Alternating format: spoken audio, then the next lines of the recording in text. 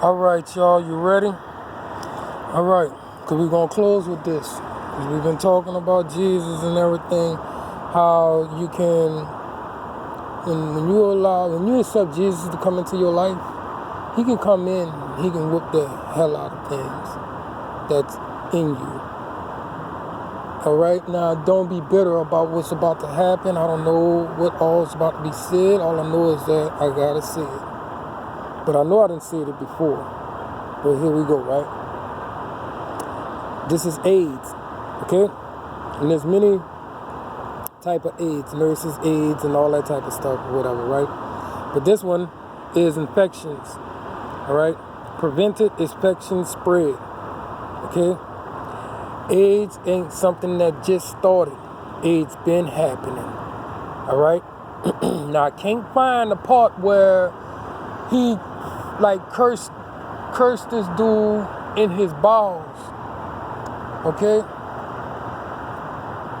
All right? But this is in Moses' time, so we're going to start there. I know this was before.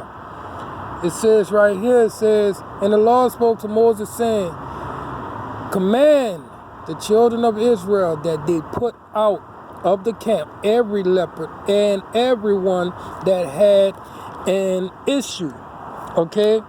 And whosoever is defiled by the dead, all right, both male and female shall ye put out without the camp, shall ye put them, that they defile not their camps in the midst whereof I dwell.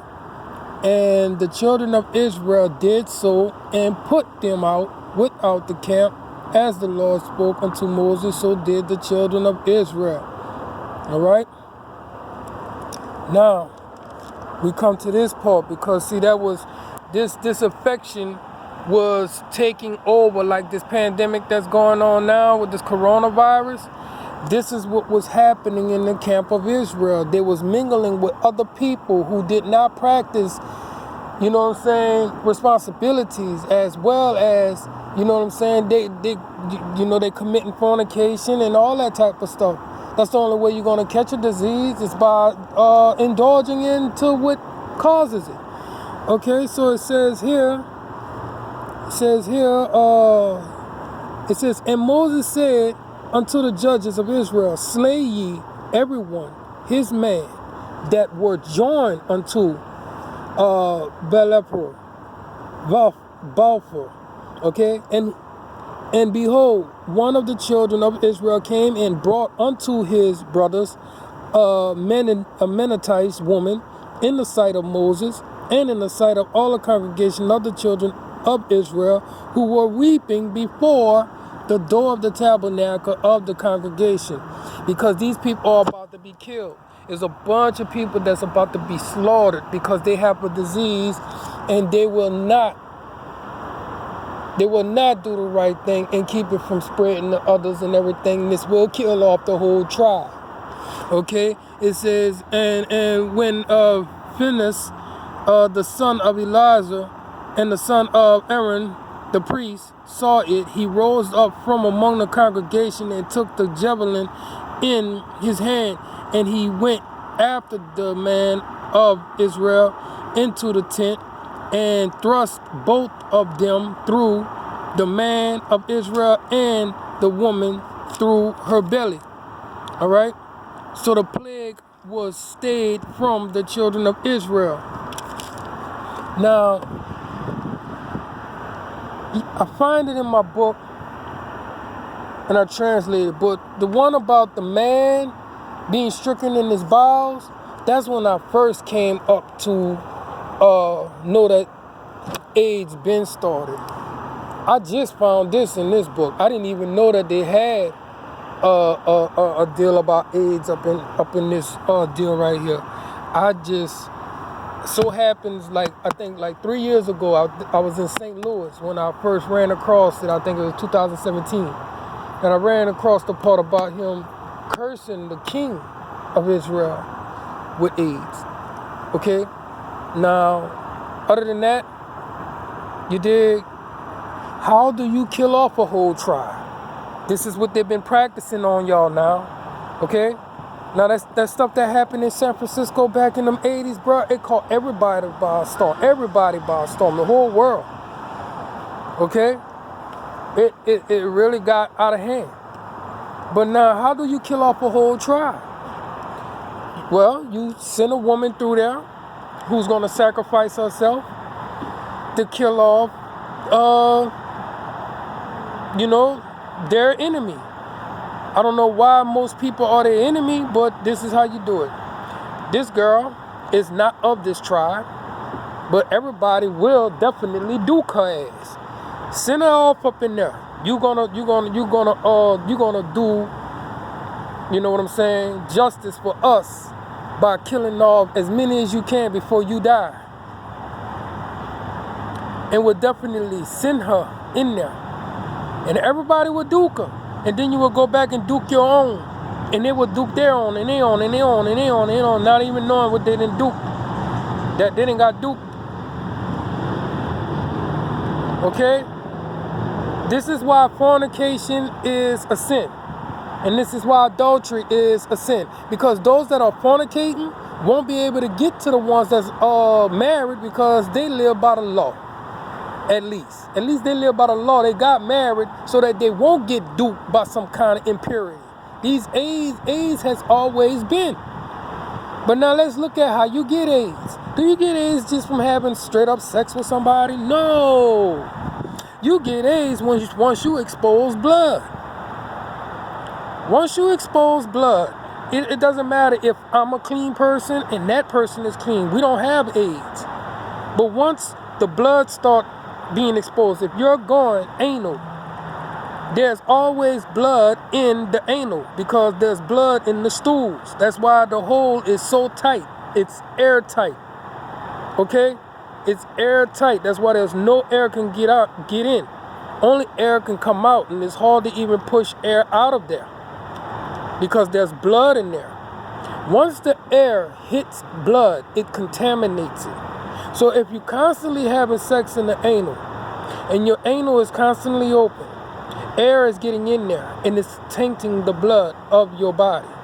And this is what's going to make it to where you're going to have infections. They give it a name called AIDS. It's not a creature that you can see walking around somewhere. It's only an infection, okay? That's all it is, a blood infection. It's going to cause you to lose your bowels and all that stuff till you die. I had an uncle that died from it. We took care of him on his last days. The man was a good dude. He was homosexual. This man was very kind, and I miss him. He never ever once got out of pocket with us as a homosexual. But I'm gonna tell you like this here. If you out there and you gang raping women, trying to high five each other and everything,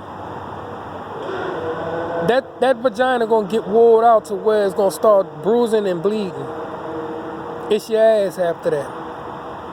And if that girl goes through that on a daily, believe me, the more time she keep bruising and bleeding, that's how much more pure the infection is gonna get.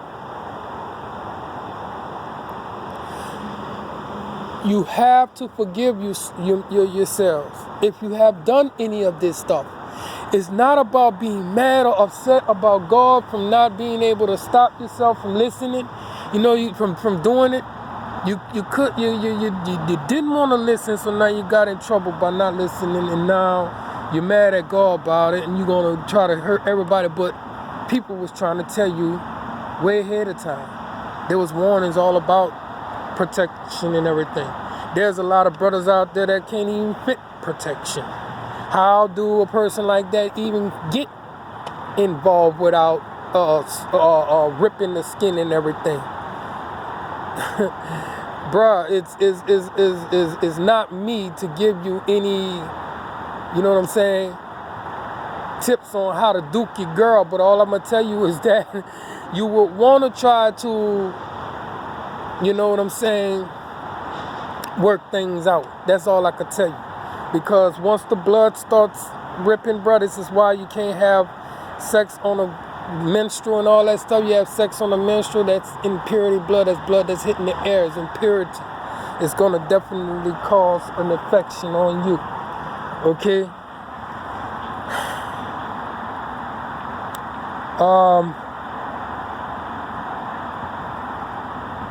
This has been going on for a long time. What I am watching out here is that there are women out here that will duke you in a heartbeat. They will duke you just to make sure they give it to you. Especially if they don't know you. They want to make sure they give it to you. Just $2 can get some, but guess what? You're going to get a hell of a lot more for your $2. A lot of people has reached that condemned point of view where they don't give a damn about living no more. I understand that. But there's a better life to live when you're dying happy. Do you understand what I just said?